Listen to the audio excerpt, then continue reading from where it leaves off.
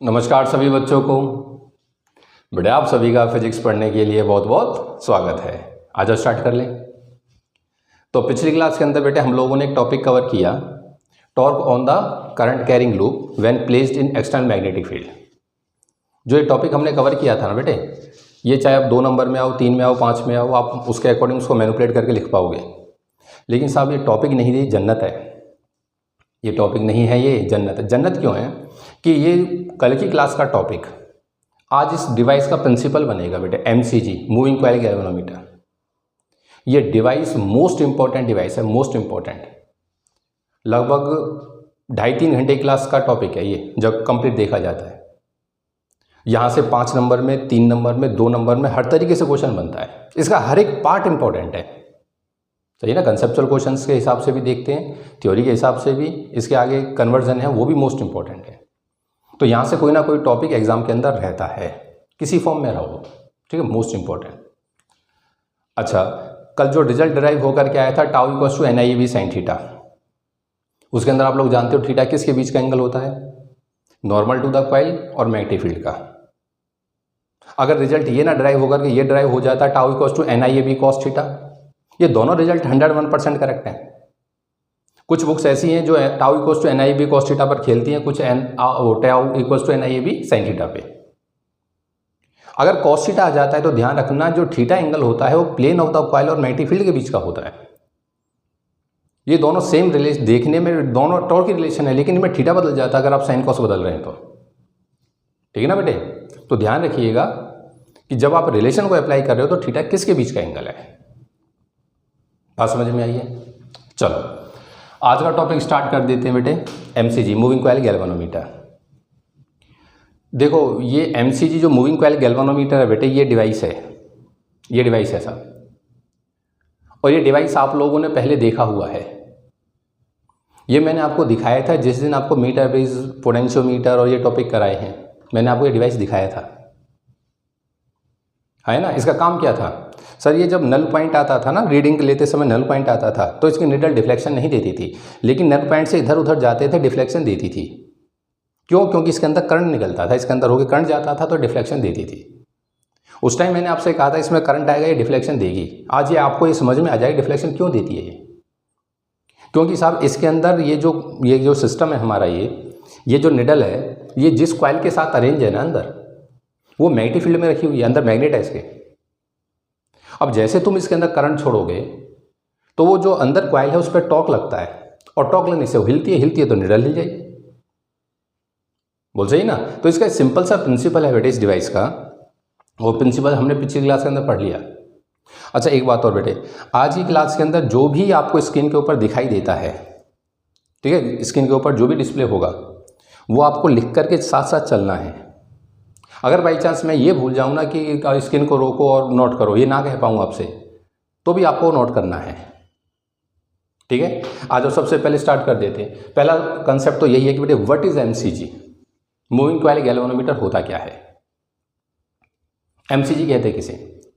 तो moving coil galvanometer एक device है बेटे जो करंट को डिटेक्ट करता है। करंट को क्या करता है? डिटेक्ट। देखो मेजर करने का काम होता है एमीटर का, लेकिन इससे हल्का फुल्का करंट हम लोग मेजर कर देते हैं। जैसे फॉर एग्जांपल समझना, इसके पीछे स्केल लगा है, इस स्केल पे लगा हुआ है 0, 10, 20, 30 माइक्रो एम्पियर में। तो 30 माइक्रो एम्पियर तक का करंट तो साहब ये भी नाप देगा, लेकिन 30 से ऊपर गया तो इसका मौसम बदल जाए, इसकी कॉइल खत्म हो जाती है। इसके अंदर एक स्प्रिंग होती है, वो मेल्ट हो जाती है अगर आपने ज़्यादा करंट भेज दिया तो इसके अंदर। दैट्स व्हाई वहाँ एक कंसेप्चुअल क्वेश्चन बनता था कि why heavy resistance is always used in series, जब हम पोटेंशियोमीटर का सर्किट जनरेट बनाते थे। बात समझ में आई है? तो it is a device that is used to detect the current और to measure the small amount of current. ये करंट को डिटेक्ट करने का काम करता है। फिर सवाल पैदा हुआ कि इसे मूविंग कॉइल क्यों कहते हैं सब? जब गैल्वेनोमीटर ही नाम था तो गैल्वेनोमीटर बोलते थे, मूविंग कॉइल क्यों बोला? देखो वो सभी डिवाइस मूविंग कॉइल हैं बेटे जिनमें करंट भेजने से उनकी कॉइल पर टॉर्क आता है, मतलब कॉइल मोशन में आ जाती है। आपका एमीटर आप सबने देखा ओम्स लॉ के अंदर, आपका वोल्ट मीटर, ये दोनों मूविंग कॉइल हैं। इनमें करंट भेजो, इनकी कॉइल मोशन में आ जाती है, टॉर्क लगता है, निडल हिल जाती है। तो वो पूरा नाम बोलोगे तो moving coil ammeter, moving coil voltmeter.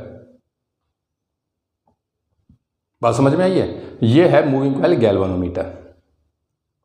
तो आपके मन में अगर ख्याल आ जाए कि ये मूविंग कॉइल वर्ड क्यों लगाया गया ऐसे सम्मान में, तो उसका रीज़न यही है साहब कि करंट भेजने से कॉइल मोशन के अंदर आ जाती है। किस में आ जाती है? मोशन में। ठीक है बेटे, तो आप स्क्रीन को रोक के हेडिंग बनानी है एमसीजी मूविंग कॉइल गैल्वेनोमीटर। सबसे पहले 4 लाइनें कि what is known as moving coil. ओ क्या नाम है कि व्हाट इज मत लिखना, बस 4 लाइनें लिख दो। व्हाट इज गैल्वेनोमीटर नहीं, 4 लाइनें लिख दो। अब इसके बाद आता है बेटे इसका प्रिंसिपल। तो इसका प्रिंसिपल वही है जो पिछली क्लास का हेड टॉपिक था, हेडिंग थी पिछली क्लास की कि when current carrying coil is placed in external magnetic field it experience a torque. अगर एक्सटर्नल मैग्नेटिक फील्ड के अंदर करंट कैरिंग कॉइल को रखोगे तो उस पर टॉर्क अप्लाई होता है साहब। ठीक है, ये इसका प्रिंसिपल है। तो 4 लाइनें हो गई थी। अब उसके बाद हेडिंग प्रिंसिपल, इसको लिख लो आराम से। अब इसके बाद आता है बेटे इसके टाइप्स। देखो एमसीजी 2 तरह का है बेटे, मेन 2 तरह का होता है। एक तो होता है सस्पेंडेड टाइप और एक होता है पाइवेटेड टाइप। अब जो सीबीएसई का सिलेबस है उसके अंदर हेडिंग दे रखी है एमसीजी मूविंग कॉइल गैल्वेनोमीटर पढ़ाओ बच्चों को। अब ये मेनली 2 टाइप का है, 2 तरह का है। अब ये हमारी मर्जी होती है, चाहे मैं सस्पेंडेड पढ़ूं चाहे मैं पाइवेटेड पढ़ूं, ये मेरी मर्जी है। क्यों? दोनों का प्रिंसिपल सेम है, दोनों के न्यूमेरिकल सेम है, दोनों की थ्योरी सेम है। फिर अंतर क्या है दोनों में? अंतर है थोड़ा सा कंस्ट्रक्शन के अंदर, उनके डायग्राम के अंदर। एनसीईआरटी के अंदर जो पाइवेट टाइप है ये गिवन कर रखा है, लेकिन हम लोग पढ़ाते हैं सस्पेंडेड टाइप। मैं आपको पढ़ाऊंगा सस्पेंडेड टाइप।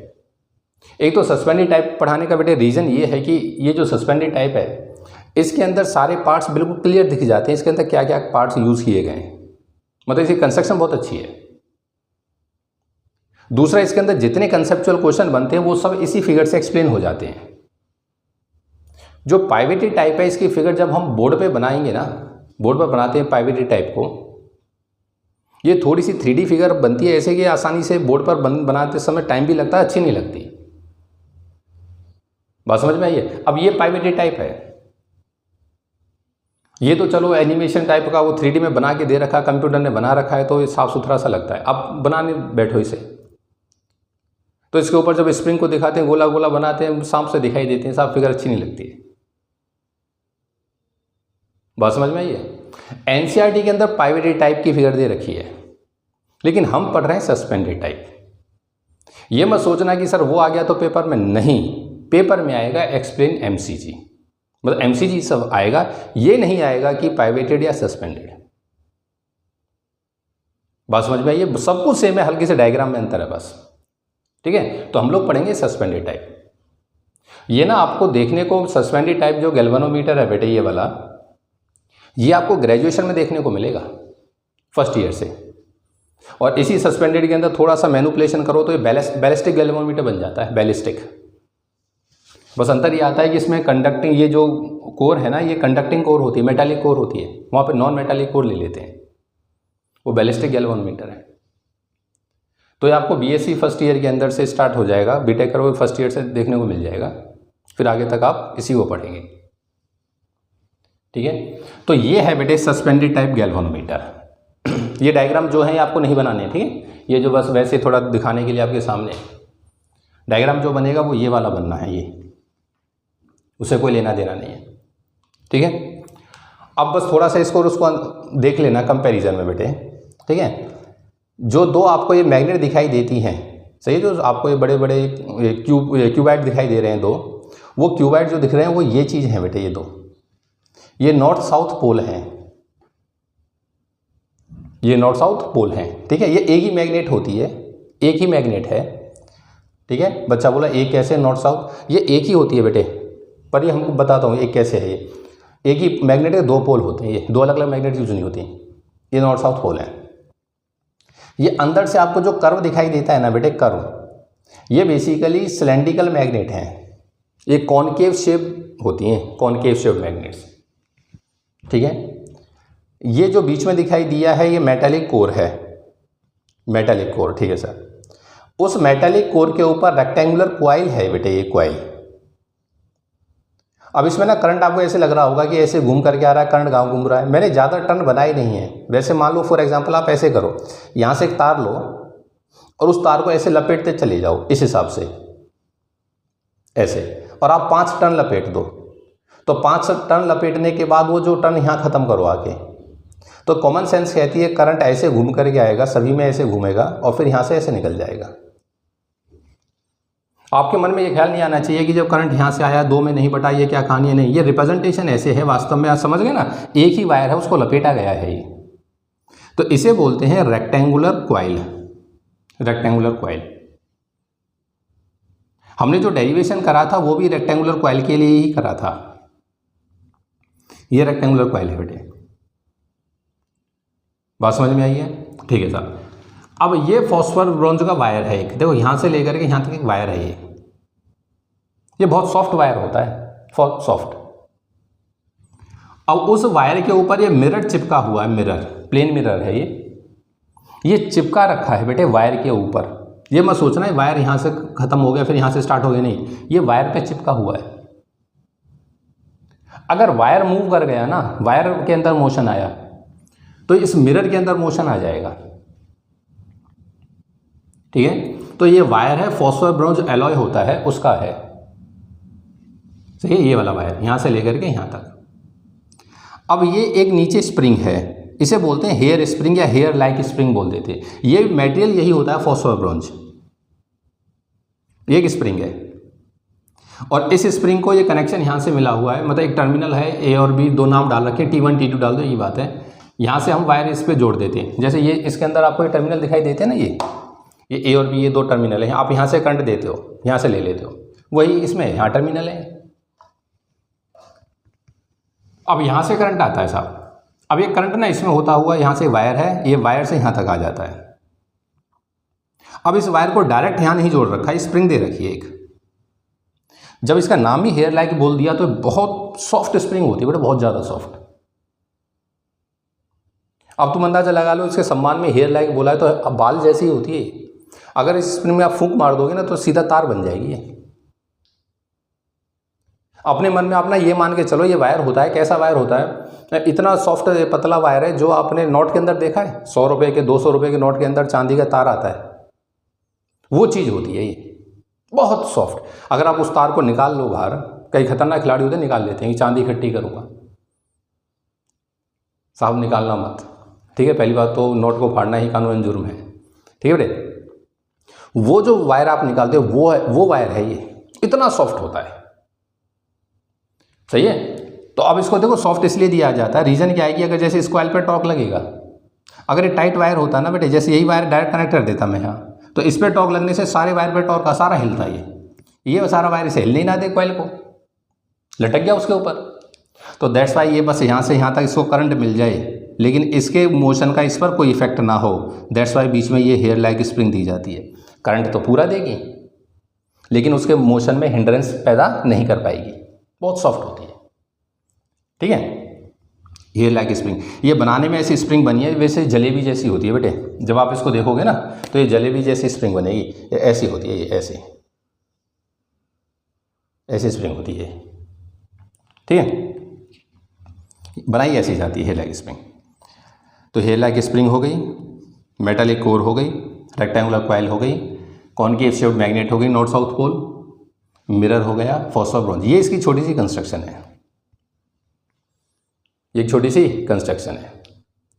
अब इस फिगर के अंदर आपको ना ये स्केल दिखाई देता है बेटे, एक स्केल। अगर ये पाइवेटेड टाइप गैल्वेनोमीटर होता ना, पाइवेटेड टाइप, तो पाइवेटेड टाइप में तो स्केल यही होता है, निडल होती है, स्केल होता है।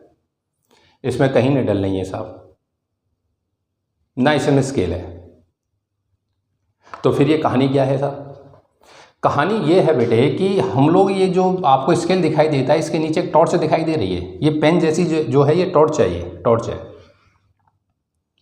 हम लोग ना लाइट इसके ऊपर टॉर्च मारते हैं, इस हिसाब से लाइट मारते हैं इसके ऊपर प्लेन मिरर पे, और प्लेन मिरर लाइट को रिफ्लेक्ट करता है और जो रिफ्लेक्शन जाता है ना वो स्केल के ऊपर लिया जाता है, ट्रांसपेरेंट स्केल होता है एक प्रकार से। ट्रांसपेरेंट तो क्या होगा, ट्रांसलूसेंट मतलब ऐसा स्केल होता है कि प्लास्टिक का, कि जब आप इस पर स्पॉट डालोगे तो बैक साइड से आपको स्पॉट दिख जाएगा, बैक साइड पीछे खड़े होकर देखोगे तो ये नीचे जो आपको लैंप दिखाई देती है, यहाँ से लाइट जाती है मिरर के ऊपर, मिरर उसे बैक करता है, हम किसके ऊपर लगा लेते हैं उसको, स्केल के ऊपर सेट कर देते हैं स्पॉट को।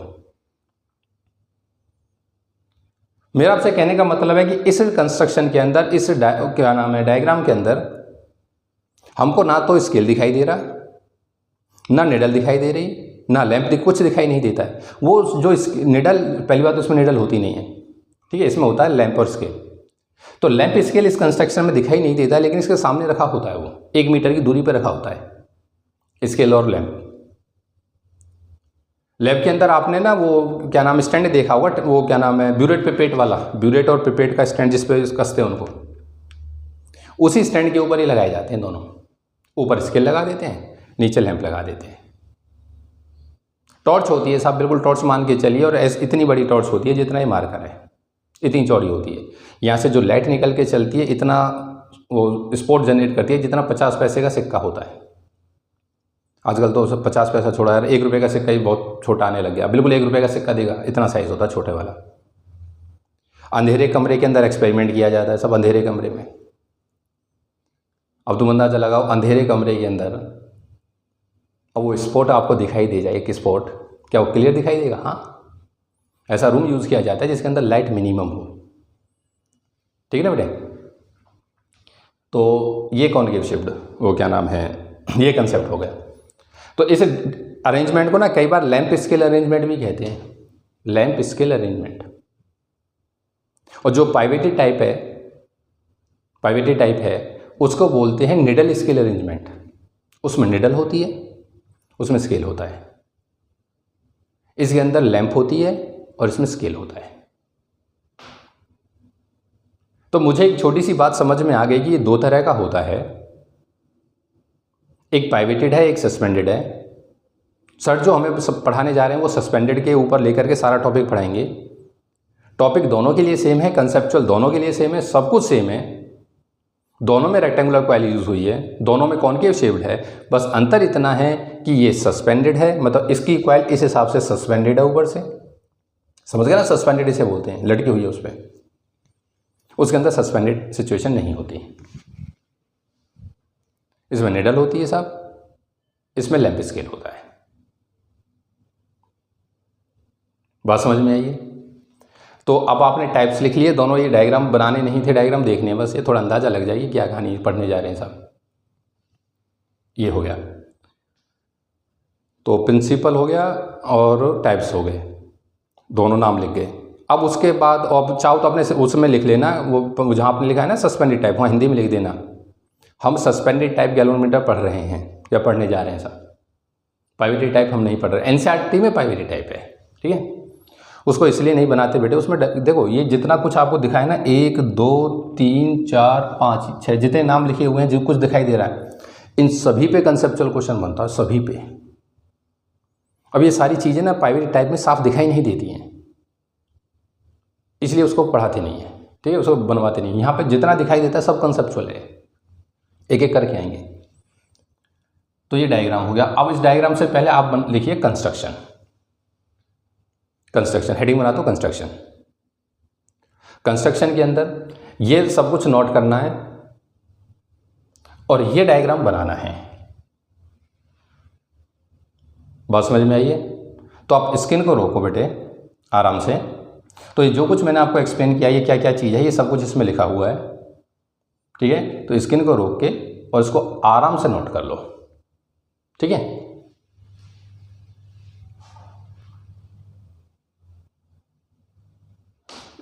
बना दिया बेटे। अब आ जा, अब हम इसकी वर्किंग की तरफ बढ़ते हैं साहब। वर्किंग देखो, थ्योरी और वर्किंग में अंतर होता है, ये बात ध्यान रखना बेटे। वर्किंग का मतलब होता है एक प्रकार से लैंग्वेज लिख देना, जो इसके अंदर काम ये कर रहा, वो जो ये काम कर रहा है वो लिख देना। लेकिन जब थ्योरी आती है उसका मतलब उसमें मैथमेटिकल डेरिवेशन लिखना, ठीक है। तो पहले लिखिए वर्किंग। वर्किंग है क्या? देखो वर्किंग सीधी सादी है बेटे, आपको तो कंटेंट डिटेक्ट करना है, सही है। अब लैब के अंदर ये जो डिवाइस है ये आपके सामने रखा होगा।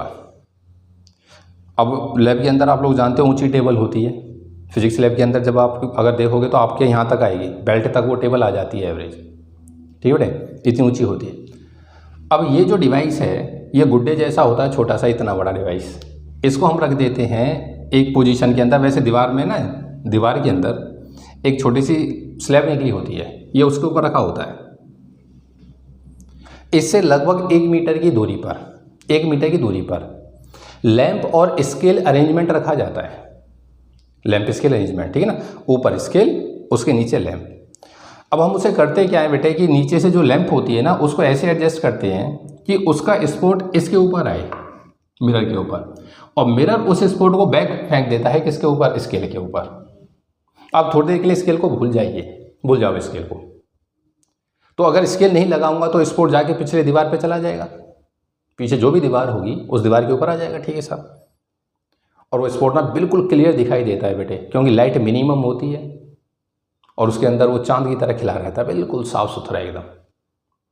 बोल सही है नहीं? ठीक है, ये मैं अरेंजमेंट करके बैठ गया।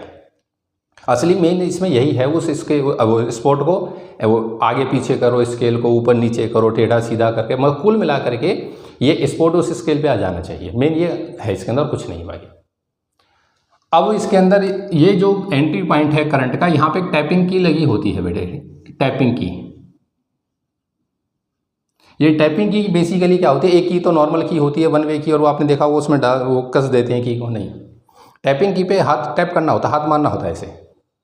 मतलब ये है कि कुछ पर्टिकुलर इंस्टेंट के लिए ही करंट भेजा जाता है, जिसको आप पल्स बोल दो, करंट का पल्स, ठीक है ना। जैसे आप ये नॉर्मल स्विच होता है, ऑन ऑफ कर दो बहुत तेजी से तो बल्ब ग्लो किया, बंद हो गया। स्विच ऑन किया आपने, बल्ब ग्लो किया, ऑफ कर दिया, बंद हो गया, तो बल्ब बहुत तेजी से चला, बंद। ये एक प्रकार से पल्स है, ये भेजा जाता है इसके अंदर। तो हम लोग इसको पल्स, इसमें जब तेजी से वो टैप करते हैं, इसको टैप करते इसमें करंट चलता है। क्या चलता है? करंट। अब बड़े बच्चे सोच के बोलना, यहां से करंट आया साहब, अब ये नॉर्थ और साउथ पोल हैं, इनके बीच में ये तूने कॉइल को लगाया हुआ है, इनके बीच में। तो एक प्रकार से देखा जाए तो ये मैग्नेटिक फील्ड है यहां से यहां तक, उस मैग्नेटिक फील्ड में कॉइल है। अब वो कॉइल है तो नीचे उसमें आया करंट, कॉइल के अंदर करंट, कॉइल के अंदर घूमा और करंट उस वायर से होकर के बाहर निकल जाता है, यहां से आता है घूम करके इसमें होता हुआ ये बाहर आ जाता है। तो कॉमन सी बात है, जब करंट इस कॉइल के अंदर था तो ये करंट कैरिंग कॉइल हो गई। किसके अंदर हो गई? एक्सटर्नल मैग्नेटिक फील्ड के अंदर हो गई। अब एक्सटर्नल मैग्नेटिक फील्ड के अंदर जब करंट कैरिंग कॉइल है, दुनिया जानती है उस पर टॉर्क लगता है, तो जो कॉइल है ये कॉइल तुरंत टॉर्क ले जाती है, ऐसे वो हिल जाती है। मैंने आपसे बोला था गोल नहीं घूमती है, पहली बात तो घूम ही नहीं सकती गोल, फिर भी ये ऊपर सस्पेंडेड है, ऊपर बांध रखी है तार से, वो भी सॉफ्ट वायर है, एक मेटल का वायर है, एलो है वो। अब ये कॉमन सेंस कहती है कि एक तार है साहब, ये ऊपर का एक तार है, उस तार के, ये तार है, तार के ऊपर कॉइल लटकी हुई है, अब कॉइल हिल जाती है ऐसे, तो इसका इस वायर के अंदर ट्विस्ट आएगा, बल चढ़ेंगे। हाँ, ऐसे बल चढ़ते हैं जैसे रस्सी में बल चढ़ते हैं। तो जैसे इस कॉइल के ऊपर टॉर्क आता है, इसके अंदर बल चढ़ते हैं, ये ट्विस्ट होता है, और साहब इसके ऊपर चिपका रखा मिरर। तो वायर अगर ट्विस्ट होगा तो मिरर ट्विस्ट होगा, और साहब मिरर अगर ट्विस्ट हुआ तो जो स्पॉट आपने एक जगह सेट किया था लैंप की सहायता से, वो स्पॉट हिल जाएगा।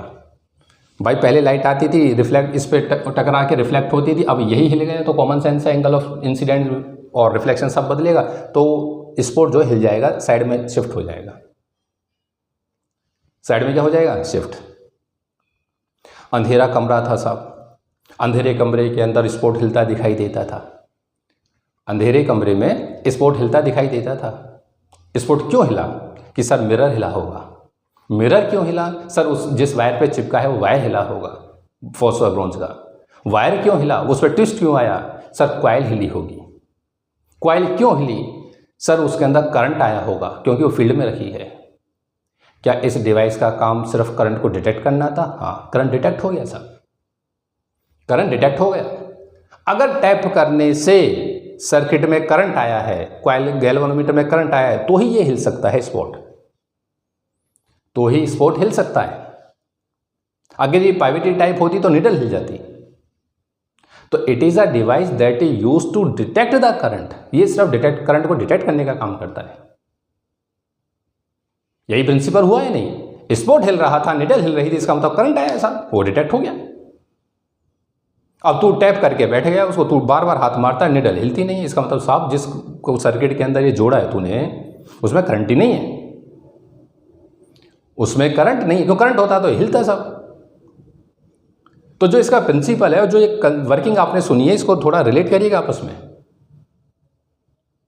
जैसे मैं की को टैप करता हूं, स्पोर्ट हिल जाता है, निडल हिल जाती है, इसका मतलब इसमें करंट है, वो डिटेक्ट करना था, हो गया करंट डिटेक्ट। एक बच्चा बोला मैं तो टैपिंग की को परमानेंट हाथ इसके ऊपर परमानेंट बैठ जाऊंगा साहब, मैं नहीं इसे वापस जाने दूँ, फिक्स कर दूंगा।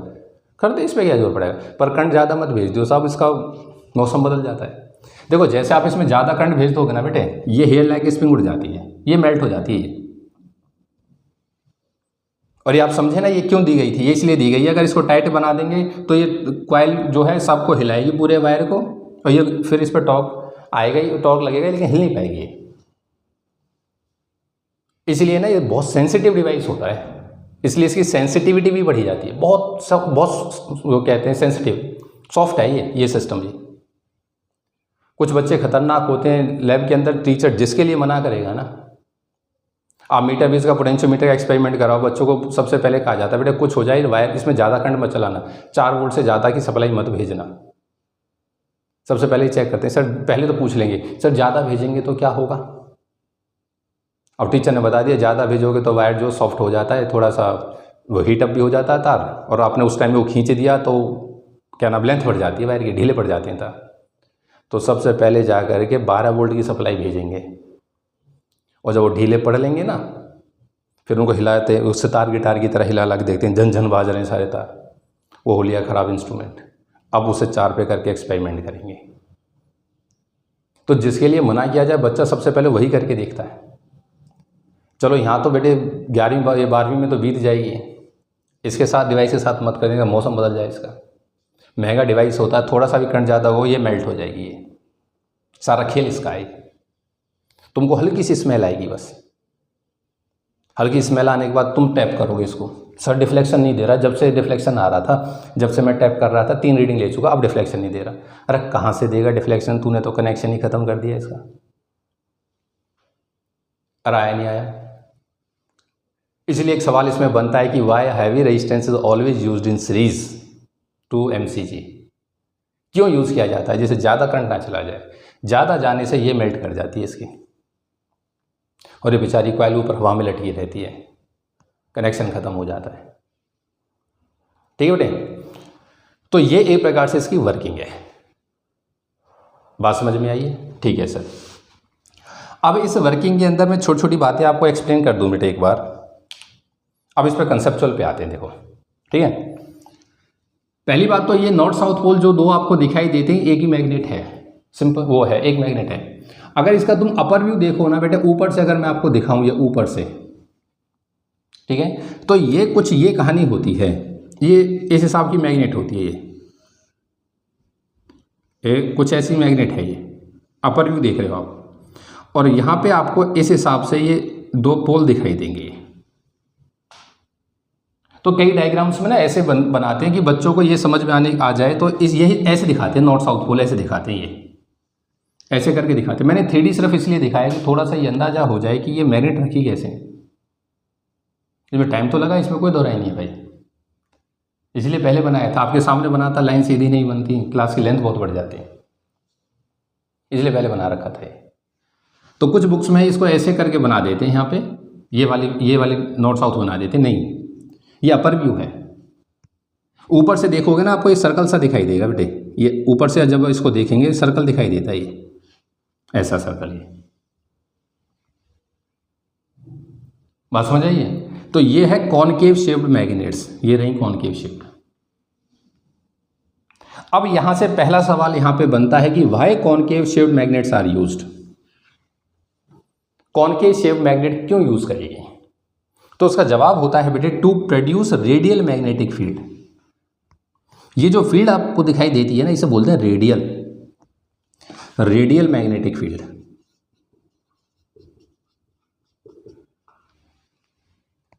What is radial magnetic field? What is radial magnetic field?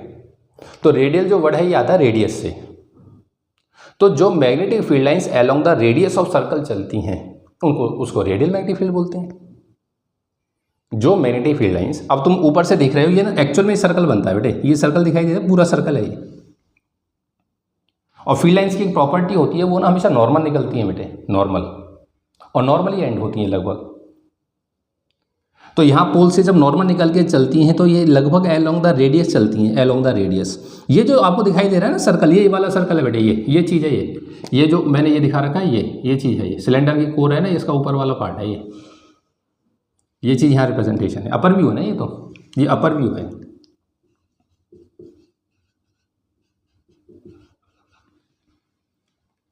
बात समझ में आई?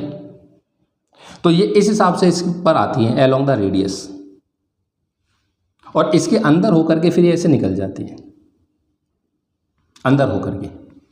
ये फेरोमैग्नेटिक सब्सटेंस होता है, ये अपने अंदर होकर फील्ड लाइंस को निकालता है। आ जाओ साहब, ये ऐसा सब्सटेंस होता है, ये आसपास भी फील्ड निकल रही होगी ना, उसको भी कैच कर लेता है, मेरे अंदर होकर निकल जाओ, क्योंकि अपने अंदर ना ऐसे यहाँ पे साउथ पोल ले लेगा और यहाँ नॉर्थ पोल ले लेता है। तो फील्ड लाइंस नॉर्थ से चल के साउथ पे खत्म हो जाती हैं, फिर नॉर्थ से फिर स्टार्ट होती हैं साउथ के लिए। तो यहाँ पे दुनिया भर के कंसेप्चुअल बनेंगे, एक एक चीज़ एक कंसेप्ट देती है। पहला सवाल तो यही था कि what is radial magnetic field? The field lines that propagates along the radius of a circle is not radial. ठीक है सर।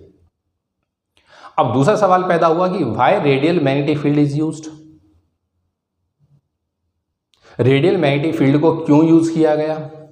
क्या रीजन है कि आपने इतनी मेहनत करी है, ऐसे कर्व जनरेट करके दिए हैं,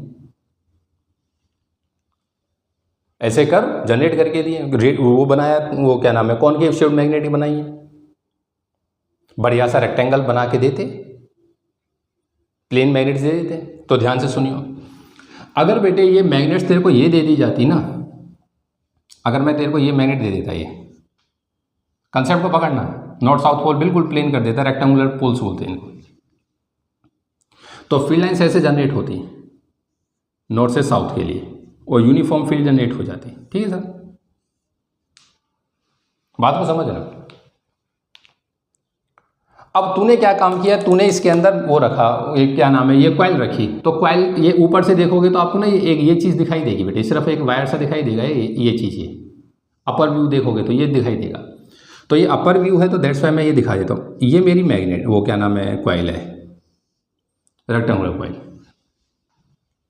अब देखना इसका नॉर्मल किधर है सर? ये इसका नॉर्मल है, कितने का एंगल है नॉर्मल के साथ सर? 90 डिग्री का। ठीक है सर, इस इंस्टेंट पर 90 है, बिल्कुल सही है। तो इस इंस्टेंट पे जो टॉर्क लग रहा होगा tau equals to NIAB sin 90 लग रहा होगा। ठीक है, अब टॉर्क लगा, ये कॉइल हिल गई। अब जब कॉइल हिली तो कॉइल पे टॉर्क आया, तो मान ले बेटे कॉइल जो है टॉर्क लेकर के ऐसे हो गई। मैं यहाँ पे साइड में बना देता हूँ, यहाँ ऐसे इतना टॉर्क लग गया, कॉइल इस हिसाब से हिल गई। ठीक है, अब इसका नॉर्मल कहाँ है? इसका नॉर्मल अब की बार देखूंगा तो ये आ गया, ये इसका नॉर्मल, अब ये हो गया। यहां पर नॉर्मल और फील्ड के बीच का एंगल कितना था सर? यहां पे 90 था, और यहां पे जो फील्ड लाइंस जा रही हैं वो इस हिसाब से जा रही हैं। अब देखियो साहब, ये एंगल तुझे 90 दिखाई देता है, बदल गया सर, ये बदल गया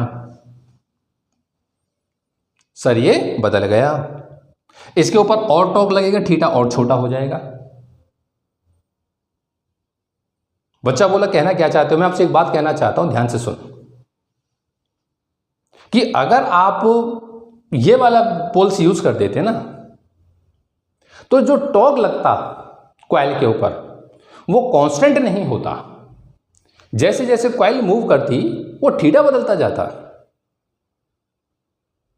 तो जो टॉर्क अप्लाई हो रहा है वो फिक्स नहीं होता, एक कांस्टेंट अमाउंट का टॉर्क अप्लाई नहीं होता।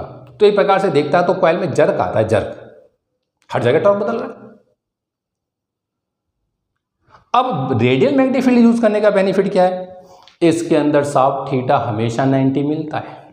बच्चा बोला हमेशा 90? हाँ, देख, अगर जैसे ये अपर इस सिचुएशन में देखता है, मान ले ये है, ये कॉइल है साहब, ये ऊपर से आपने देखा ये सिचुएशन है।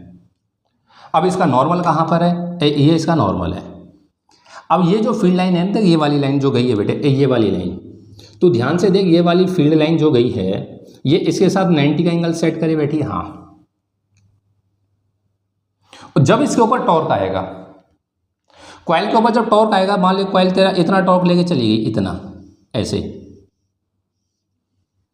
इतना टॉर्क लेके चली गई, तो कॉइल का नॉर्मल अब यहाँ आ गया। अब तू ध्यान से देख, ये जो फील्ड लाइन गई है ये वाली, ये 90 का एंगल फिर सेट करके बैठ गई। हाँ सर, कहने का मतलब ये है कि रेडियल मैग्नेटिक फील्ड यूज करने का सबसे बड़ा बेनिफिट क्या है कि जो टॉर्क अप्लाई होता है वो कांस्टेंट होता है और मैक्सिमम होता है साहब। Tau equals to NIAB sin theta वाले रिलेशन के अंदर जब थीटा तेरे को परमानेंट ही 90 मिल गया, क्या वो टॉर्क फिक्स हो जाएगा? टॉर्क मैग्नीट्यूड में चेंज नहीं होगा और मैक्सिमम होगा। क्या होगा? मैक्सिमम। तो क्या आपको ये जवाब समझ में आया कि भाई radial magnetic fields are used torque को मैक्सिमम करने के लिए और टॉर्क को फिक्स करने के लिए। NIAB sin 90, NIAB sin 90। अरे हाँ तो बोल यार, बात समझ में आई है नहीं? ठीक है, तो पहला सवाल तो आपका ये बनेगा भाई radial magnetic, what is radial magnetic field? तो आप जवाब क्या लिखेंगे? The magnetic field lines that produces along the that propagates along the radius of a circle is known as radial magnetic field. तो पहला सवाल ये, उसके अंदर आप ये वाली फिगर, ये कॉइल वाइल जो दिखाए ना, ये मत दिखाना, जो पहली फिगर बनी हुई थी सिर्फ वो बना देना, सफिशिएंट है। फिर दूसरा सवाल बना कि why radial magnetic field is used. पहला था व्हाट इज, दूसरा है व्हाई। बात समझ में आई है? और why magnetic field, radial magnetic field is used, तो ये वाली फिगर वापस बनाने की जरूरत नहीं है आपको। ठीक है, ये रीजन लिख देना और ये डायग्राम पहले बन चुका है। आपको फिजिकल इसके दिमाग में बैठना चाहिए कि साहब अगर मैं रेडियल फील्ड ना यूज करता, नॉन यूनिफॉर्म पोल्स लगा देता ये, तो इसका मौसम बदल देता। आपने जब MCG किया है उसका देखा है कि बहुत स्मूथ वे में कॉइल उठ के चलती है, एकदम ऐसे वो निडल उठ के चलती है, एकदम से जर्क जब लेती है, जब टॉर्क लगता है बहुत स्मूथ वे में जाती है। ये स्मूथ क्यों जा रही है? क्योंकि उसके अंदर जो फील्ड बना के बैठे हुए हैं वो रेडियल फील्ड है। और इस रेडियल फील्ड का इससे बहुत बड़ा वो क्या नाम, असली यूज इसका, इससे भी बेस्ट यूज, ये साहब इतनी स्ट्रॉन्ग जनरेट होती है, इतनी स्ट्रॉन्ग जनरेट होती है कि जो अर्थ की फील्ड है ना, वो इस कॉइल के ऊपर कोई इफेक्ट नहीं डालती। देखो ये तो करंट कैरिंग कॉइल है, ये तो किसी फील्ड में आ जाए इस पर टॉर्क आएगा। जब बच्चे इन एक्सपेरिमेंट को करते हैं ना, एक्चुअल में जब ये एक्सपेरिमेंट लैब में कराए जाते हैं, क्योंकि कॉलेज में आपको मिलेगा, कॉलेज में हर बच्चे के पास आज के टाइम पे, पहले चाहे हो ना हो, आज के टाइम में हर एक बच्चे बाइक या गाड़ी मिलती है साहब। हम जैसा कोई होगा तो अलग बात है, नहीं तो जो बड़े घर के बच्चे सब बाइक या गाड़ी लेकर के चलते हैं। हम DTC वाले सब है ना, अब वो बाइक लेकर के आए, सभी के अंदर मैग्नेट होती हैं जो की होती हैं। अब 5 बच्चों का ग्रुप है, वो एक्सपेरिमेंट कर रहा है, 3 बाइक लेके आए, 3 ने लाके की टेक दी टेबल पे, है ना, मोबाइल फ़ोन रख दिए, सभी में मैग्नेट्स हैं। अब सब ये बहुत सॉफ्ट कॉइल है, अब वो अंदर देख किस किस का, एक तो इसकी तो मैग्नेट है ही है, अंदर पैदा है, बाहर अर्थ की फील्ड है, बाकी आपने और छोटे छोटे इंस्ट्रूमेंट रख दिए, उन सब की फील्ड है। ये कॉइल तो पागल हो जाएगी, किसी फील्ड में जाऊँ, सब अपनी अपनी फील्ड फैलाए बैठे हैं, इतने टॉर्क लगे हैं, पागल हो जाऊँ। तो सवाल यहाँ से एक सवाल बनता है कि अर्थ की मैग्नेटिक फील्ड का कोई इफेक्ट होता है इसमें? नहीं, सब कुछ नहीं होता। रीज़न क्या है कि जो ये कॉनकेव वाला कंसेप्ट है ना, इससे जो फील्ड जनरेट होती है वो बहुत स्ट्रांग होती है, ये रेडियल फील्ड स्ट्रांग होती है। 2 field lines never cross each other, तो अर्थ की जो मैग्नेटिक फील्ड लाइंस हैं वो इस डिवाइस के अंदर एंटर ही नहीं कर पाती, इस कॉइल के पास पहुंच ही नहीं पाती। अंदर की फील्ड इतनी स्ट्रांग होती है कि वो लाइंस अंदर आ ही नहीं पाती, और मस्त सिर्फ रेडियल फील्ड ही है जो उस पर टॉर्क अप्लाई करती है। बाकी जो डिवाइस होते हैं नियम के अनुसार, तो वो जो आपकी की वगैरह वो वहाँ नहीं रखने होते हैं, दूर लेके जाओ उनको। बात समझ आइए? लेकिन कंसेप्चुअल बाइक की चाबी पर नहीं आएगा, कंसेप्चुअल आएगा अर्थ की फील्ड के ऊपर। ठीक है बेटे, तो ये भी एक सवाल बन गया। तो हम लोगों ने एक कंसेप्चुअल पूरा कर लिया कि why concave shaped magnets are used, concave shape, तो जवाब to produce radial magnetic field, to produce radial. What is radial magnetic field? That propagates along the radius of circle. और why radial field is used? तो to produce maximum and fix torque. ये सवाल यहाँ से इसके magnet के ऊपर बनते हैं, ये कंप्लीट, ये कंसेप्ट पूरा हुआ। ठीक है, ठीक है सर। आप कंसेप्चुअल अगर आप साथ साथ लिख रहे हो तो अच्छी बात है, नहीं तो अभी मत लिखो बेटे, ठीक है ना। आप ना स्क्रीन को इसको बैक लेकर के चले जाना वीडियो को, और जहाँ जहाँ कंसेप्चुअल बताए गए हैं वहाँ लास्ट में नोट कर लेना। पहले सुन लो इसको आराम से, ठीक है। तो ये आंसर आ गया, ये कंसेप्ट हुआ। अब आ तू पहले इसकी थ्योरी के ऊपर।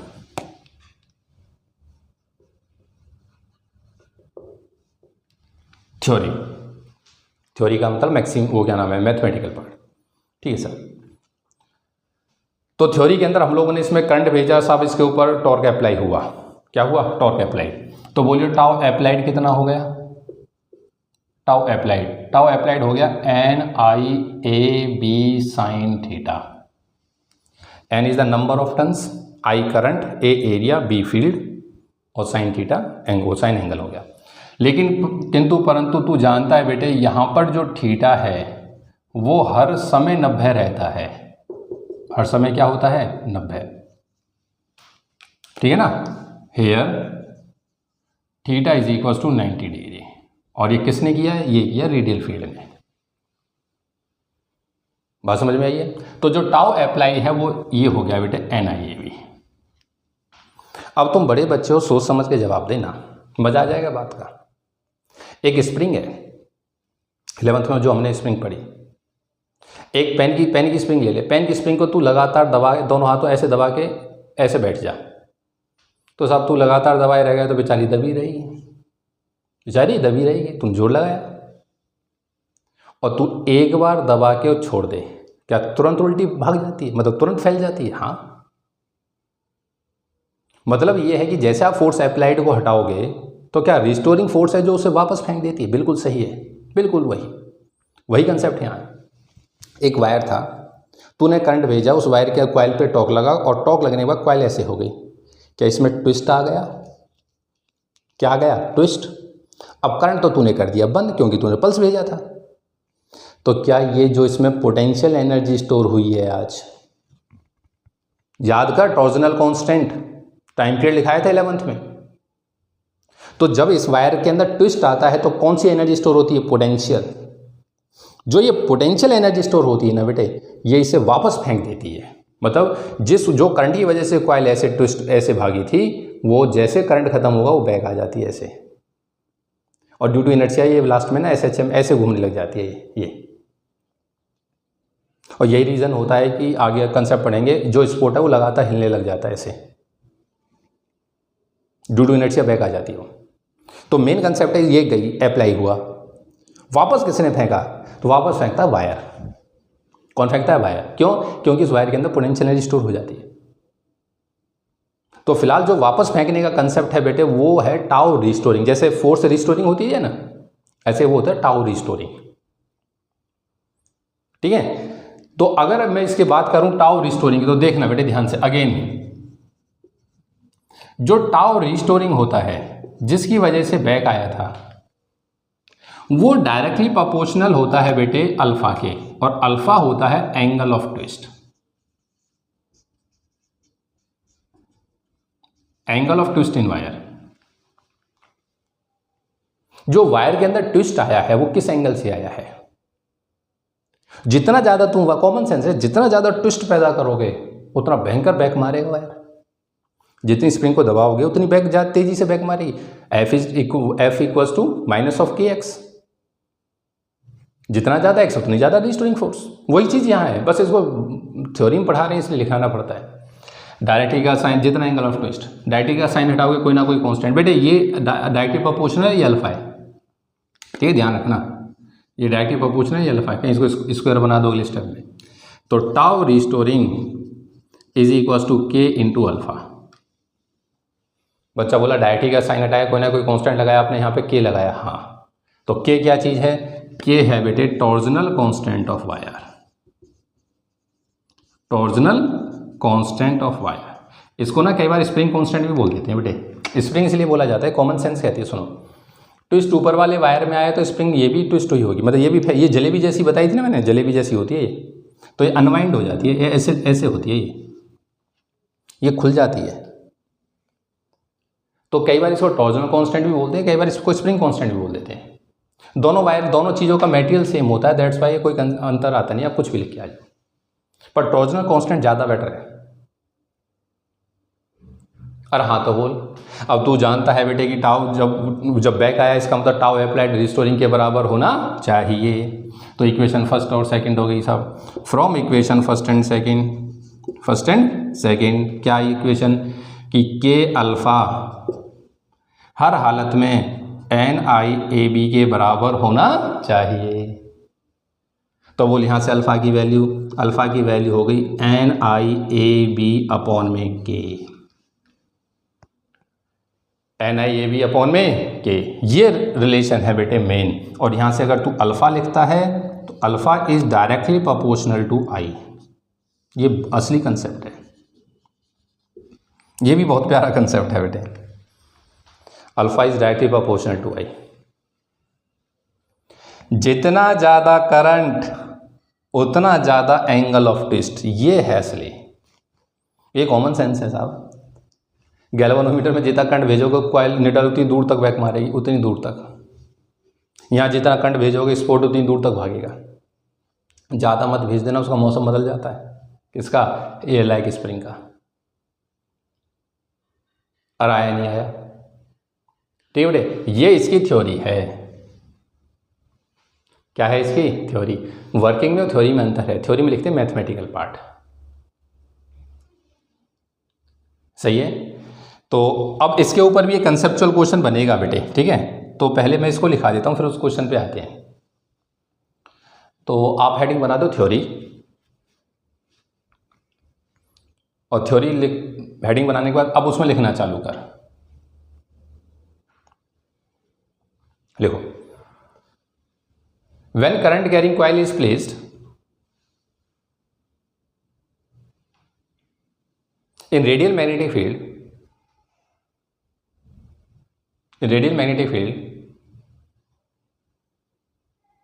the torque produced on the wire, या torque produced लिख दो, हाँ बेटे, torque applied के बदले produced लिख दो। वैसे torque produced on the coil, the torque produced on the coil is और ये बेटे टाउ प्रोड्यूस बराबर NIAB sine theta, equation first तक।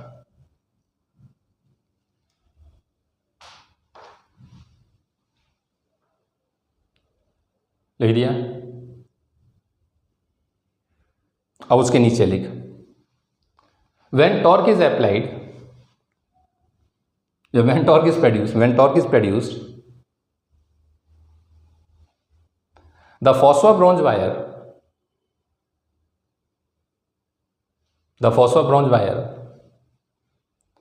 gets twisted by angle theta,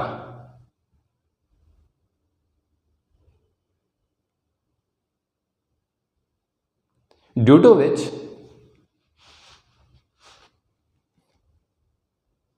a restoring torque is developed in the wire.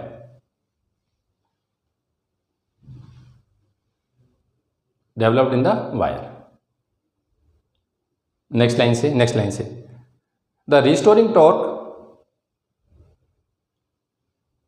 is directly proportional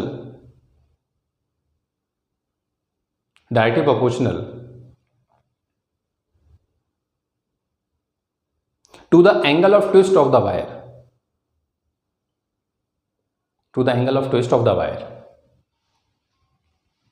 ठीक है। और उसके बाद ये टाउ रिस्टोरिंग से लेकर के यहाँ तक, सही है। ये डायग्राम ये तो बनाने की जरूरत है नहीं, ये तो बस समझाने के लिए आप बना दिया था, ठीक है बेटे। ये तो हट ही गया, इसका तो कोई रोल ही नहीं है। ये डायग्राम आप पहले बना चुके हो, ठीक है। स्क्रीन करो, इसको फटाफट लिख लिया बेटे। यहाँ से ना बेटे इस रिलेशन से एक डेफिनेशन डिफाइन होती है, उसे बोलते हैं figure of merit. Figure of merit बोलो या गैल्वेनोमीटर कांस्टेंट बोल दो, मतलब वो पैरामीटर जो गैल्वेनोमीटर के साथ मार्केट से कंपनी से फिक्स आते हैं। Figure of merit capital G से रिप्रेजेंट कर देते हैं। ये होती है बेटे I by alpha, I by alpha. तो अगर तू आई बाय अल्फा की वैल्यू यहाँ से निकालेगा तो के अपॉन में एन ए बी हो जाएगा, तो इट बिकम के अपॉन में एन ए बी। अब तू ध्यान से देख, ये जितने पैरामीटर है के, ये टॉर्जनल कांस्टेंट है वायर का। देखो क्लियर सुन लो, एक फिजिकल मतलब के का, जैसे स्प्रिंग कांस्टेंट का क्या दिमाग में आता है कंसेप्ट कि साहब के की वैल्यू जितनी कम होगी स्प्रिंग उतनी सॉफ्ट होगी, आसानी से दब जाएगी। के की वैल्यू जितनी ज़्यादा होगी स्प्रिंग उतनी ज़्यादा हार्ड होती है, स्टिफनेस होती है उसके अंदर, वो आसानी दबती नहीं है। यही सेम यहाँ है, जितना सॉफ्ट तार होगा वो आसानी से ट्विस्ट ले जाएगा, हार्ड होगा वो ट्विस्ट ही ना ले साहब। तो के जो है ये परमानेंट कांस्टेंट, मतलब गैल्वेनोमीटर के साथ कंपनी फिक्स करके देती है। ए कंपनी फिक्स करती है, एन कंपनी फिक्स करती है, बी कंपनी फिक्स करती है। क्या सारी चीज़ें ही कंपनी से फिक्स आती हैं? Yes, that's why this particular parameter is known as galvanometer constant. इसको figure of merit of galvanometer कहते हैं, ठीक है बेटे। और वैल्यू होती है I by alpha, I by alpha. बस एक डेफिनेशन है जो इसके साथ चलती है, ठीक है। आप इसको स्क्रीन को रोक के इस डेफिनेशन को नोट कर दो इसके नीचे, लिख लिया बेटे। आ जाओ अब यहाँ से बेटे एक कंसेप्चुअल क्वेश्चन आता है इसी फॉर्मूले से। क्वेश्चन ये है कि why linear scale is used in MCG. Moving coil galvanometer में लीनियर स्केल क्यों यूज होता है? लीनियर स्केल क्यों यूज किया जाता है? पहली बात तो साहब लीनियर स्केल कहते किसे हैं? आपने नॉन लीनियर स्केल तो मेरे हिसाब से अभी देखा भी नहीं होगा कहीं। लीनियर स्केल ये है बेटे, आपको जो मैं गैल्वेनोमीटर दिखा रहा हूँ ये, इस पर 0 बीच में है, मान लो ये लिखा हुआ है 10, 20 और 30, ये लिखा हुआ है 10, 20 और 30, और ये इसकी निडल है। तो जो स्केल के बीच में गैप दे रखा है ना, ये गैप है बेटे, ये है लीनियर। देख इतना गैप है, फिर ये इतना गैप है, और ये जो गैप है वो ये 10 का अंतर है, 10 का 10, ये है लीनियर स्केल। अगर मैं तुझसे ये कह दूं कि साहब एक इसको एक वन डिफ्लेक्शन बोल देता हूँ, इसको ये डिफ्लेक्शन यूज कर देता हूँ, एक डिफ्लेक्शन। तो अगर ये मान लो एक यहाँ से यहाँ तक एक डिफ्लेक्शन दे देता है, और मैं तुझे कहता हूँ इसका एक डिफ्लेक्शन वो 1 मिली एम्पियर के कॉरस्पॉन्ड होता है, तो साहब 2 डिफ्लेक्शन का मतलब 2 मिली, यहाँ का मतलब 3 मिली एम्पियर, या 10 ही बोल दो यार, 10 मिली एम्पियर है ना। तो इतना जब इसमें डिफ्लेक्शन आता है, इतना एंगल आता है, इतना अल्फा आता है, पर अल्फा यहाँ देख लो बेशक से, तो इतना एंगल आता है इसके अंदर, तो 10 मिली एम्पियर नापता है। साथ डबल हो गया तो 20, ट्रिपल हो गया तो 30। इसे बोलते हैं linear scale. Non linear scale जो है ये आप लोगों ने अभी नहीं देखा, ये एसी करंट को मेजर करने में यूज होता है बेटे, एसी को। इसमें क्या होता है, 0 यहाँ हो गया, फिर मान लो वो 10 यहाँ पर है, ये 20 है, ये 30 है, ये 40 है, एंड सो। अंतर यहाँ पे 10 का है, अंतर यहाँ पर भी 10 है, यहाँ पर भी 10 है, यहाँ पर, लेकिन जो स्केल की चौड़ाई है बदलती जा रही है। यह है नॉन लीनियर स्केल। तो जो एसी होता है ना, उस एसी को नापने के नॉन लीनियर स्केल यूज़ किया जाता है। उसका कंसेप्ट आगे मैं आपको समझा दूंगा। इसमें बेसिकली एडी करंट बन जाते हैं, स्पेशल करंट होते हैं बेटे, एडी करंट्स, उनकी वजह से कहानी बनती है। ये लीनियर स्केल है। तो सवाल पैदा हुआ कि why linear scale are use, तो जवाब ये है कि अल्फा जो है वो करंट पे डिपेंड करता है साहब, है ना। तो जितना आप ट्विस्ट दोगे, इतना ट्विस्ट आया है, इतना करंट ना पाए, ट्विस्ट डबल हो गया करंट डबल हो जाएगा, ट्विस्ट ट्रिपल हो गया करंट ट्रिपल हो जाएगा। तो that's why linear scale use हो जाता है। तो आप पहले ये वाले कंसेप्चुअल लिखो कि why linear scale is used. सही है। तो आंसर लिखो इसके अंदर, when field is radial the torque is maximum,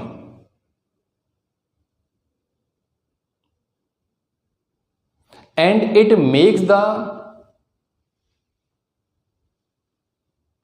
makes the couple fixed, and it makes the couple fixed, it makes the arm of the couple fixed, it makes the arm, ARM, arm of the couple, COUPLE, couple fixed, and the torque on the coil is always same in all positions, in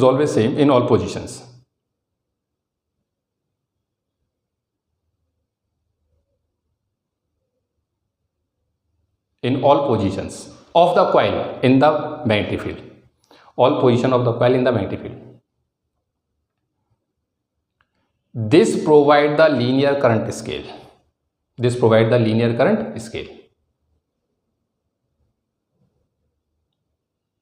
Clear है? In other words,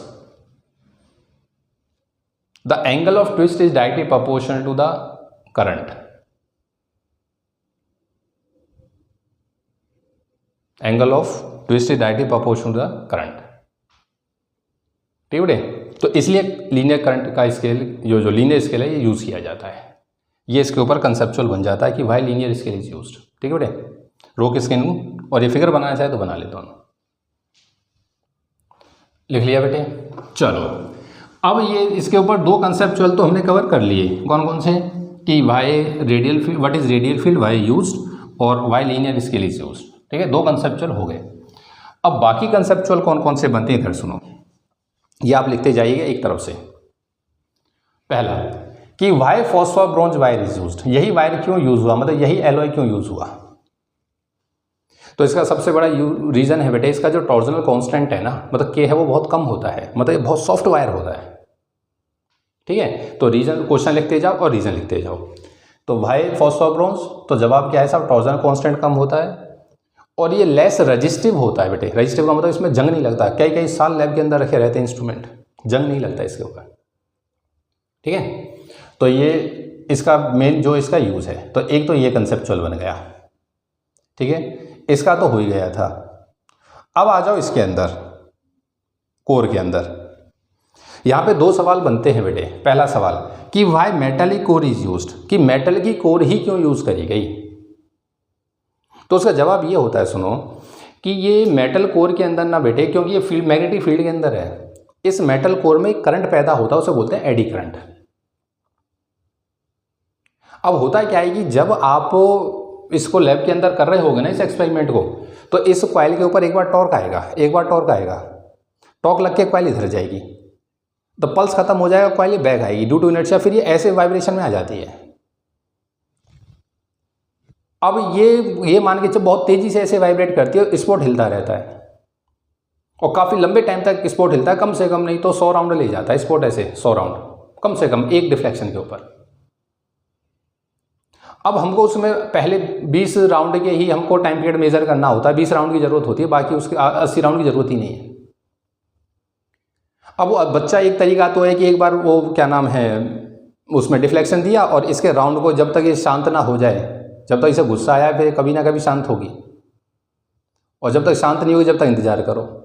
और एक तरीका ये होता है इसे शांत करा दो, जो इसकी बीट हैं ये इनको डेड कर देते हैं, मतलब इनको रोक देते हैं, और उसको रोकता है एडी करंट। तो जब मैं आपको एडी करंट कराऊंगा तो तब इस एप्लीकेशन को वापस एक्सप्लेन करूंगा, क्योंकि एडी करंट का यूज़ बनेगी ये। तो फिलहाल बस आज कंसेप्ट इतना है कि why metallic core is used.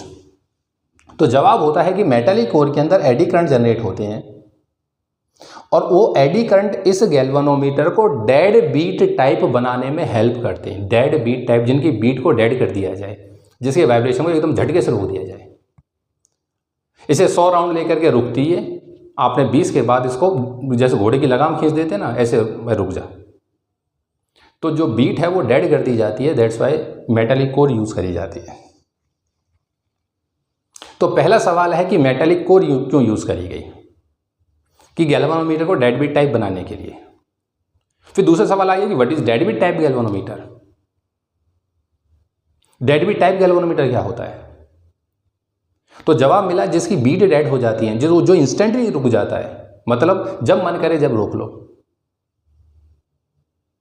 अब आप बड़े बच्चों इसमें देखना, जो अपना ये गैल्वेनोमीटर है, जब आप इसको एक्सपेरिमेंट करते हो लैब के अंदर, आप इसके अंदर वो करो, क्या नाम है, नल पॉइंट से थोड़ा डेविएट हो, निडल 1-2 बार ऐसे जाएगी, रुक जाएगी, एक बार गई रुक गई, एक बार ऐसे रुक जाती, एक बार तो डिफ्लेक्शन करेगी ऐसे रुक जाएगी। वो बीट इंस्टेंटली डेड हो जाती है, तुरंत रुक जाती है, इसे बोलते हैं डेड बीट टाइप। ठीक है ना। तो 2 सवाल बन गए, मेटालिक कोर, फिर what is dead weight type. अब तीसरा सवाल कि मेटल कोर के अंदर इसे सॉफ्ट आयरन की क्यों बनाया जाता है, सॉफ्ट आयरन ही क्यों यूज होता है, और कोई मेटल यूज कर लेते। तो इसका रीजन होता है कि सॉफ्ट आयरन जो है ये फेरोमैग्नेटिक सब्सटेंस है बेटे, और फेरोमैग्नेटिक सब्सटेंस की एक प्रॉपर्टी, जैसे ये है ना, ये अपर व्यू है, फेरोमैग्नेटिक सब्सटेंस की प्रॉपर्टी होती है कि कोई फील्ड लाइन अगर ऐसे भी निकल रही होगी ना यहाँ से, उसे भी कहेगा मेरे अंदर होके आ जा। तो इसकी परमिएबिलिटी एयर से भी ज़्यादा है। अगर तुम कहीं फेरोमैग्नेटिक सब्सटेंस रख दोगे, आसपास से फील्ड जा रही होगी तो उसमें होकर के निकलती है। तो जवाब मिला due to its high permeability. Field permeability ज़्यादा होने से सारी फील्ड लाइंस इसके अंदर होकर निकलेंगी, और इसके ऊपर तूने लपेट रखी है क्वाइल। क्या लपेट रखी है? क्वाइल। तो जो फील्ड गई तो इसके चक्कर में थी कि इस कोर में होकर निकलूंगी, लेकिन वो अवेलेबल हो गई क्वाइल को। क्वाइल को अवेलेबल हो गई तो सब बी की वैल्यू ज़्यादा हो गई, तो टॉर्क ज़्यादा लगेगा, टाउ इक्वल्स टू NiAB, है ना। तो तूने जो बी था, जो फील्ड लाइन इतने इलाके में फैली थी, उनको सबको कंसंट्रेट करके उस कोर में होकर निकाल दिया, तो फील्ड हैवी हो जाती है। तो field lines crowds through the core due to which the field become maximum. सही है। तो अब इस पे 3 सवाल हो गए, why metallic core, what is dead weight type, why soft iron core, metal में भी सॉफ्ट आयरन क्यों है, इसका काम खत्म हुआ। ठीक है। तो हर कंसेप्ट के ऊपर, हर चीज पे कंसेप्चुअल क्वेश्चन है। इस पर है, इन पर है, इस पर है। अब इसके ऊपर आ गया कि why concave shaped magnets are used, why concave shaped, जवाब मिला to produce radial magnetic field, to produce radial magnetic field. और आया नहीं आया? ठीक है ना बेटे। तो एक बार स्क्रीन को रोक लो, और जो कुछ आप इसमें नोट करना चाहते हो स्क्रीन को बैक कर लो, और जो जो कंसेप्चुअल क्वेश्चन बोले गए हैं सभी को नोट करो। ठीक है, लिख लिया बेटे? चला जा। अब इसके अंदर छोटी छोटी डेफिनेशन लिख भाई, ये बहुत बड़ा डिवाइस है। ठीक है, नेक्स्ट डेफिनेशन लिख बेटे, sensitivity of galvanometer, sensitivity of galvanometer. ये सेंसिटिविटी वर्ड जो है ना बेटे, ये पहले भी आ चुका है, याद करो, मीटर ब्रिज के अंदर और पोटेंशियोमीटर के अंदर।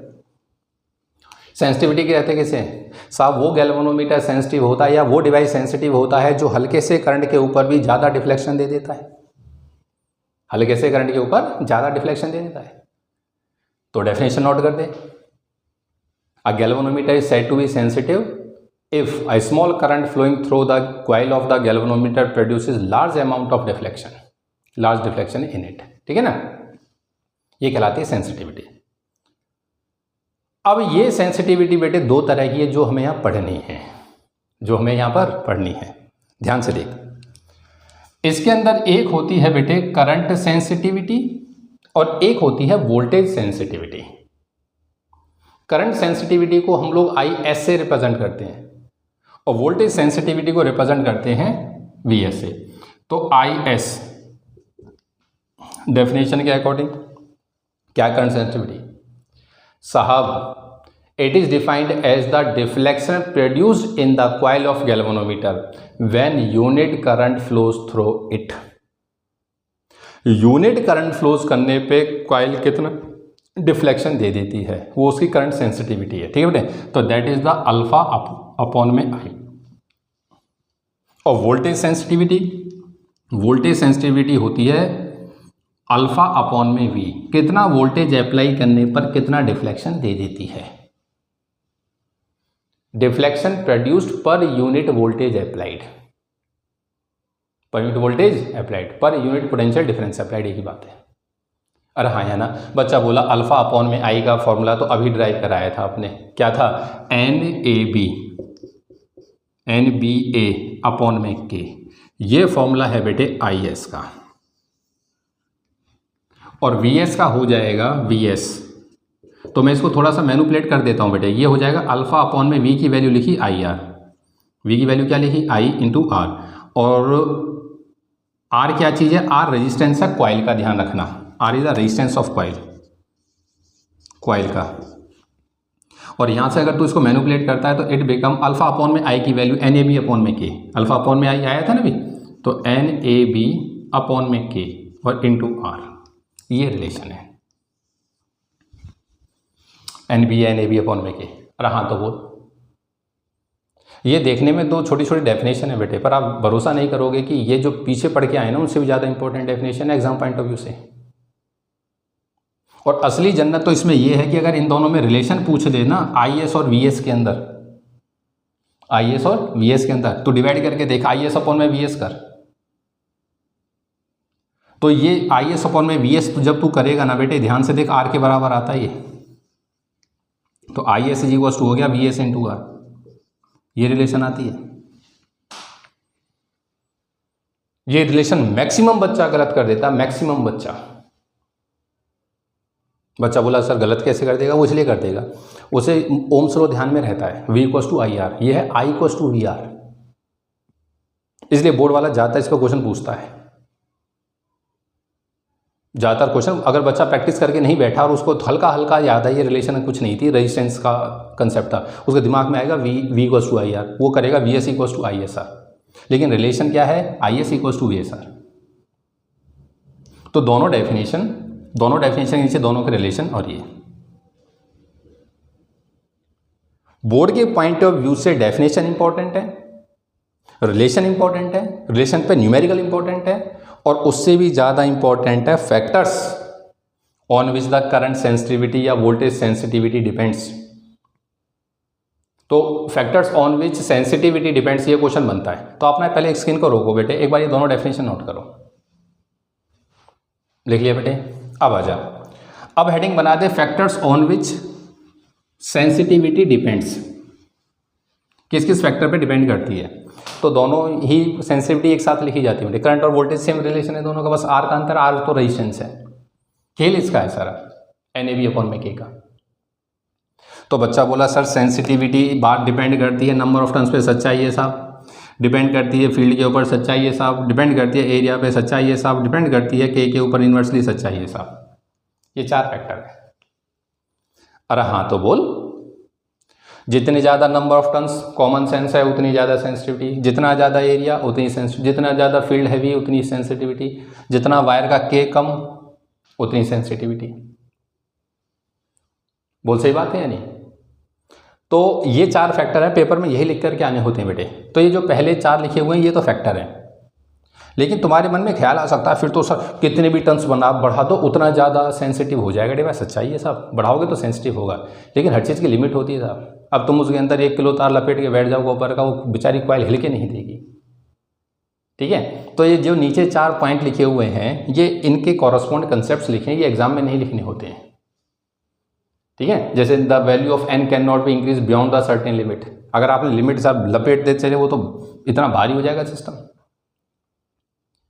ठीक है, तो आप अपनी सहूलियत के लिए, वो पहले 4 तो यही हो गए, फिर जो नीचे के 4 हैं अपनी सहूलियत के लिए सम कंसेप्ट्स की फॉर्म में उनको लिख लेना, पर वहाँ लिख देना, एग्जाम में नहीं लिखने हैं। ठीक है बेटे, रोक स्क्रीन को फटाफट नोट कर, लिख लिया बेटे। आ जाओ, तो ये हमने लिख दिए फैक्टर्स। अब आ जाए इसकी एडवांटेज और डिसएडवांटेज। आपको लग रहा होगा सर बात ज़्यादा लिखना पड़ रहा है, लिखिए साहब, डिवाइस भी 5 नंबर का, एडवांटेज और डिसएडवांटेज। ठीक बेटे, तो आराम से नोट कर लेना, जिस वही एडवांटेज हैं जो अभी हम लोग पढ़ करके आए सब। क्लियर है? पहली एडवांटेज है साहब लीनियर स्केल यूज़ हो सकता है, जो करंट है वो अल्फा के डायरेक्टली प्रोपोर्शनल चलता है। दूसरी एडवांटेज, इसको डेड बीट टाइप बना देते हैं एडी करंट की सहायता से, है ना। तीसरा, ये बहुत सेंसिटिव डिवाइस होता है। ठीक है, सेंसिटिव बनाने का तरीका NB और K पे डिपेंड करता है। तो इसकी छोटी छोटी एडवांटेज हैं। अर्थ की मैग्नेटिक फील्ड का कोई इफेक्ट नहीं होता, ये इसकी एडवांटेज में आता है जो हमने पीछे कंसेप्चुअल पढ़े हैं, है ना। इसकी सबसे बड़ी डिसएडवांटेज क्या है? इसकी डिसएडवांटेज है साहब कि अगर आपने करंट ज़्यादा दिया तो ये ख़त्म हो जाता है, जो इसकी एयर लाइक स्प्रिंग है उड़ जाती है, वो मेल्ट हो जाती है, राख बन जाएगी साहब, और डिवाइस एक प्रकार से किसी काम का नहीं रहा। फिर लैब असिस्टेंट को बुलाया जाओ कि सर ये ख़राब कर दिया हमने, पहले मुंह बना खड़े हो जाओ। सर बहुत मासूम की तरह खड़ा होता बच्चा, फिर जब टीचर आ जाए, लैब असिस्टेंट आएगा, क्या किया सर? डिफ्लेक्शन नहीं आ रहा, करंट ज़्यादा नहीं सर, मैंने तो नहीं दिया, है ना। और दिया अगले ने, चेक करके देखा है ज़्यादा डिफ्लेक्शन पे होगा क्या, जब स्मेल आती है हल्की सी, और फिर ऐसे खड़ा हो जाए मुझे नहीं पता क्या हुआ, मैं तो पहली बार आया हूँ। ठीक है ना, रो के सीन को नोट कर ले बेटे। ठीक है बेटे। अच्छा, जो मेन इसकी एडवांटेज तीसरी तो एक्सप्लेन ही नहीं करी, एसी को मेजर नहीं कर सकता साहब। वैसे जब मैं आपको एसी पहले समझाऊंगा, जब आपको फिर एक्सप्लेन कर दूंगा एसी को। एसी में क्या होता है, एसी के अंदर करंट एक बार फॉरवर्ड जाके बैक आ जाता है, और इंडिया के अंदर जो फ्रीक्वेंसी हम लोग यूज़ कर रहे हैं वो 50 हर्ट्ज है। 50 हर्ट्ज का मतलब है 1 सेकंड के अंदर 50 बार आगे पीछे करंट आगे जाएगा, बैक आ जाता है। मतलब कॉइल जो आपके पास निडल है वो 1 सेकंड के अंदर मान लो फॉरवर्ड करंट पे इधर जाती है तो बैक करंट पे बैक आइए 1 सेकंड के अंदर ऐसे 50 बार। तो due to persistence of vision हम उसका डिफ्लेक्शन ही नहीं देख पाते, ये हिल भी रही है, हम ऐसा लगता है स्ट्रेट है, अब इतने भूत बना देता है इसी उसका। और जब हम उसे देख ही नहीं पाए तो साहब वो मेजर क्या करेगा, डिटेक्ट क्या करेगा। तो इसकी लिमिटेशन है, it can not be used to detect या मेजर एसी। ठीक है बेटे। और एक लिमिटेशन यही है कि आप इसकी सेंसिटिविटी अपनी मर्जी से नहीं बढ़ा सकते, कम ज़्यादा कर सकते, तो कंपनी के ऊपर फिक्स होता है, कंपनी एनबीए और के को फिक्स करके देती है। और आया नहीं आया, ठीक है बेटे।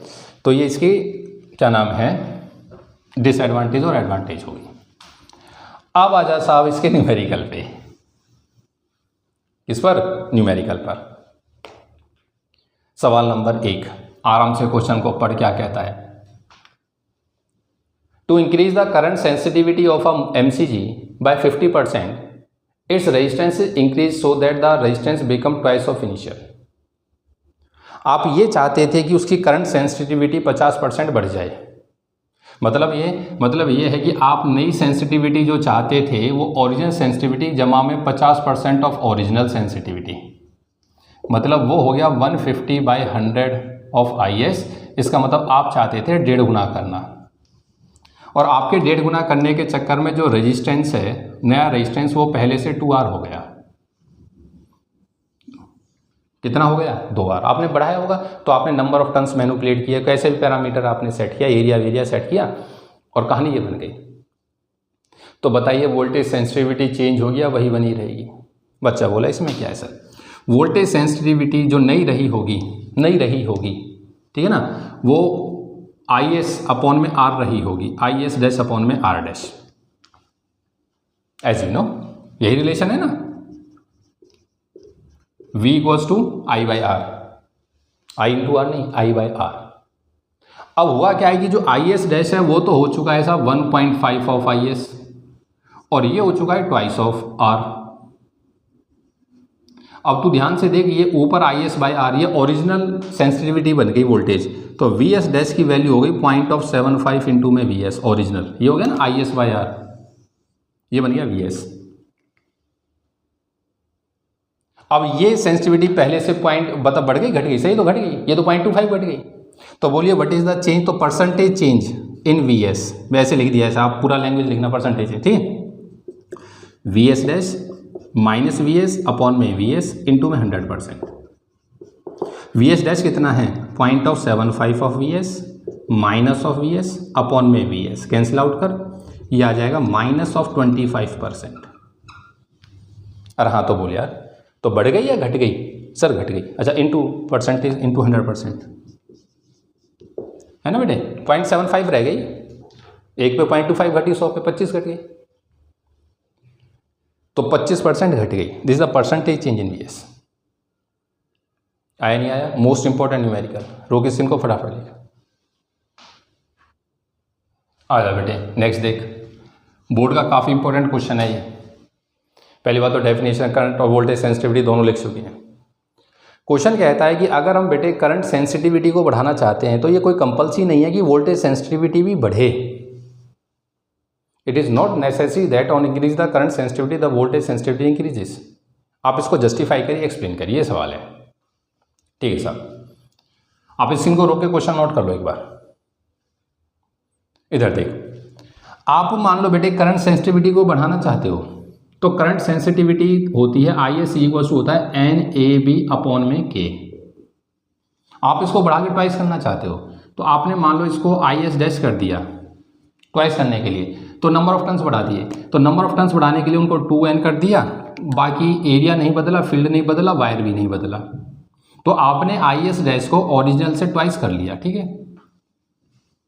जब IS ये रहा होगा तो उस टाइम पे VS क्या रहा होगा, VS रहा होगा NAB अपॉन में K इंटू आर। बोल स्टेप सही है। IS डैश हो गया तो उस टाइम पे VS डैश क्या हो चुका होगा, VS डैश हो चुका होगा 2NAB, number of turns twice हो गए, यस, इंटू K। अब तुम बड़े बच्चों, R इसमें रेजिस्टेंस कॉइल का होता है। अगर आपने टर्न्स को डबल करने की कोशिश करी है ना बेटे, टर्न्स को डबल किया है तो रेजिस्टेंस डबल हो गया होगा। अगर आपने सिर्फ टर्न्स के साथ छेड़खानी, इट इज़ नॉट नेसेसरी, ये हमेशा नहीं होता है कि आप वोल्टेज करंट को बढ़ाओ तो वोल्टेज सेंसिटिविटी बढ़े। हाँ, टर्न्स पे अगर आप खेलोगे तो ये कहानी बन जाएगी। ये 2 से 2 उड़ गया तो VS डैश की वैल्यू तेरे पास आ गई NAB अपॉन में K, और ध्यान से देखिए ओरिजिनल के ही बराबर है। अब क्वेश्चन को पकड़, क्वेश्चन क्या था, क्वेश्चन ये कहता है कि करंट सेंसिटिविटी बढ़ाने के लिए कोई कंपल्सरी नहीं है, वोल्टेज सेंसिटिविटी हमेशा बढ़े। जो अभी न्यूमेरिकल में किया था 50% बढ़ गई थी वो, और जब उसको 2R किया था, है ना, जब उसको करंट को 50 बढ़ाया तो वोल्टेज सेंसिटिविटी 25% घट गई, सॉरी, जब रेजिस्टेंस 2 गुना कर लिया। पर ये हमेशा कंपल्सरी नहीं होता कि IS को चेंज करो VS भी बदल जाए, नहीं। कब नहीं चेंज नहीं होता, नंबर ऑफ टर्न्स पे खेल जाओ आप। नंबर ऑफ टर्न्स को मैंने 2 टाइम्स करने की कोशिश करी, यहाँ वोल्टेज सेंसिटिविटी चेंज ही नहीं, करंट वो सेंसिटिविटी 2 गुना हो गई। ये बोर्ड का मोस्ट इंपॉर्टेंट क्वेश्चन है, बात समझ में आई है। तो ये बेटे आज इस टॉपिक को हम लोग यहीं पर रोक देते हैं। हमने डेफिनेशन कवर कर ली इसकी सेंसिटिविटी तक। अब इसके 2 इंपॉर्टेंट यूज़ हैं, conversion of volt meter, galvanometer into ammeter and volt meter. ये दोनों कवर होंगे नेक्स्ट क्लास के अंदर, ठीक है। स्क्रीन को रोको, आराम से नोट कर लो सॉल्यूशन। और जहाँ पे आपने रिलेशन लिखा है ना बेटे कि IS equals to VS equals to IS by R, वहाँ हिंदी में लिख लेना, यह ओम्स लॉ नहीं है। जब ये हिंदी में लिख लोगे ना, आपको याद रहेगा जब भी आप एग्जाम के लिए लिखोगे, याद रखोगे, ठीक। तो रोक स्क्रीन को, मिलते हैं अगली क्लास में, तब तक आप सभी का बहुत बहुत धन्यवाद।